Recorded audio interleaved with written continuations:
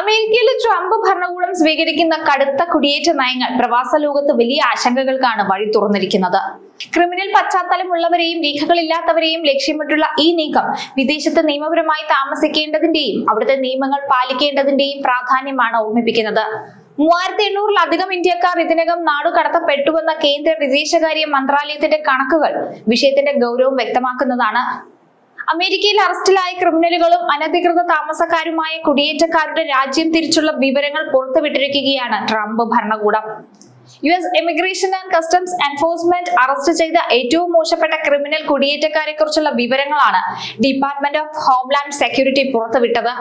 ഇതിൽ 89 ഇന്ത്യൻ പൗരന്മാർ ഉൾപ്പെടുന്നുണ്ട്. ഏറ്റവും മോശപ്പെട്ട കുടിയേറ്റക്കാരെ ആദ്യം പിടികൂടി കൂട്ടത്തോടെ നാടുകടത്താനാണ് അധികൃതരുടെ തീരുമാനം. അറസ്റ്റിലായ ഇന്ത്യൻ പൗരന്മാർ ഗാർഹിക പീഡനം, മയക്കുമരുന്ന് കടത്ത്, ലൈംഗികാതിക്രമം, വഞ്ചന, കവർച്ച, കള്ളപ്പണം വെളുപ്പിക്കൽ തുടങ്ങിയ വിവിധ കുറ്റകൃത്യങ്ങളിൽ ഉൾപ്പെട്ടവരാണ്. അറസ്റ്റിലായ വിശദവിവരങ്ങൾ ഹോംലാൻഡ് സെക്യൂരിറ്റിയുടെ വെബ്സൈറ്റിൽ പ്രസിദ്ധീകരിച്ചിട്ടുണ്ട്. 5000 ക്രിമിനൽ അനധികൃത കുടിയേറ്റക്കാരെ കൂടി വെബ്സൈറ്റിൽ ഉൾപ്പെടുത്തിയിട്ടുണ്ടെന്നും ഡേറ്റാബേസിൽ ഇപ്പോൾ അറസ്റ്റിലായ 25,000 വ്യക്തികൾ ഉൾപ്പെടുന്നുവെന്നും ഹോംലാൻഡ് സെക്യൂരിറ്റി എക്സിൽ പോസ്റ്റ് ചെയ്തതിൽ പറയുന്നുണ്ട്. ഇത് ട്രംപ് ഭരണകൂടത്തിന് കീഴിൽ തെരുവുകളിൽ നിന്ന് നീക്കം ചെയ്ത ക്രിമിനൽ അനധികൃത കുടിയേറ്റക്കാരുടെ ഒരു സ്നാപ്ഷോട്ട് മാത്രമാണെന്നും ഹോംലാൻഡ് സെക്യൂരിറ്റി പറഞ്ഞു വെക്കുന്നു. അതേസമയം അമേരിക്ക നാടുകടത്തിയ ഇന്ത്യൻ പൗരന്മാരെ കുറിച്ചുള്ള വിവരങ്ങൾ കേന്ദ്ര സർക്കാർ കഴിഞ്ഞ ദിവസം രാജ്യസഭയെ അറിയിച്ചിട്ടുണ്ട്.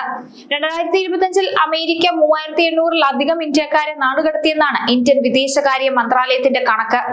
2025 ഡിസംബർ മാസം പകുതി വരെ 3414 ഇന്ത്യക്കാർ US-ൽ നാടുകടത്തപ്പെട്ടു. ഇതിൽ 47 പേരെ ന്യൂയോർക്ക് കോൺസുലേറ്റ് വഴിയും, 31 പേരെ അറ്റ്ലാന്റ വഴിയും, 234 പേരെ ഹൂസ്റ്റൺ വഴിയും, 49 പേരെ സാൻ ഫ്രാൻസിസ്കോ വഴിയും, 31 പേരെ സിയാറ്റിൽ വഴിയും നാടുകടത്തിയിട്ടുണ്ട്. നാടുകടത്തൽ നടപടികളിൽ ഇന്ത്യക്കാരുടെ സുരക്ഷ ഉറപ്പാക്കാൻ അമേരിക്ക ഉൾപ്പെടെയുള്ള വിദേശ രാജ്യങ്ങളുമായി ചേർന്ന് പ്രവർത്തിക്കുന്നുണ്ടെന്ന് കേന്ദ്ര വിദേശകാര്യ സഹമന്ത്രി കീർത്തി വർദ്ധൻ സിംഗ് സൂചിപ്പിച്ചു. ഇത്തരം നാടുകടത്തലുകൾ അവരുടെ ഇന്ത്യൻ പൗരത്വം വ്യക്തമായി പരിശോധിച്ചതിന് ശേഷം മാത്രമേ നടത്തൂ. നാടുകടത്തൽ സമയത്ത് ഇന്ത്യക്കാർക്ക് നേരിടേണ്ടി വന്നിരുന്ന മോശം പെരുമാറ്റത്തെക്കുറിച്ച് അമേരിക്കൻ അധികൃതരുമായും ആശങ്ക പങ്കുവച്ചിട്ടുണ്ട്. പ്രത്യേകിച്ച് സ്ത്രീകളെയും കുട്ടികളെയും ബന്ധനസ്ഥരാക്കുന്നതിനെ കുറിച്ചും പരാതിയും നൽകി കഴിഞ്ഞു.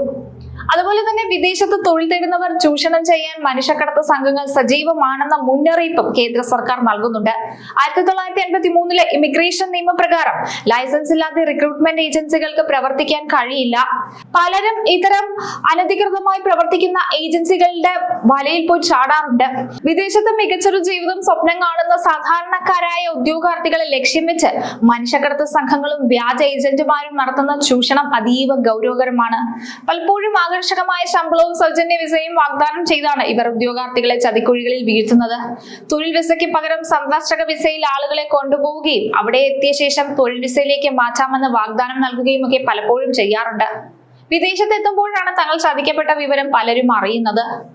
വിദേശത്തെത്തി കഴിഞ്ഞാൽ പാസ്പോർട്ടും രേഖകളും പിടിച്ചുവെച്ച് കുറഞ്ഞ വേതനത്തിൽ അപകടകരമായ സാഹചര്യത്തിലൊക്കെ ജോലി ചെയ്യാൻ ഈ പാവം പ്രവാസികളെ പ്രേരിപ്പിക്കുന്ന സാഹചര്യവും നിലവിലുണ്ട്. വ്യാജ ജോലിക്കുള്ള കെണിയിൽ വീഴാതിരിക്കാൻ പരമാവധി ശ്രദ്ധയും കരുതലും ആവശ്യമാണ്.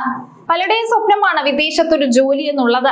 ഇതിനെ ചൂഷണം ചെയ്യാൻ ഒരുപാട് സംഘങ്ങൾ നിങ്ങൾക്ക് ചുറ്റുമുണ്ടെന്ന് മനസ്സിലാക്കിക്കോളൂ. ഇത്തരം ഏജൻസികളുടെ കയ്യിൽ പോയി ചാടിയാൽ കയ്യിലുള്ള പണവും ജീവിതവും എല്ലാം എന്നേക്കുമായി നഷ്ടപ്പെടും.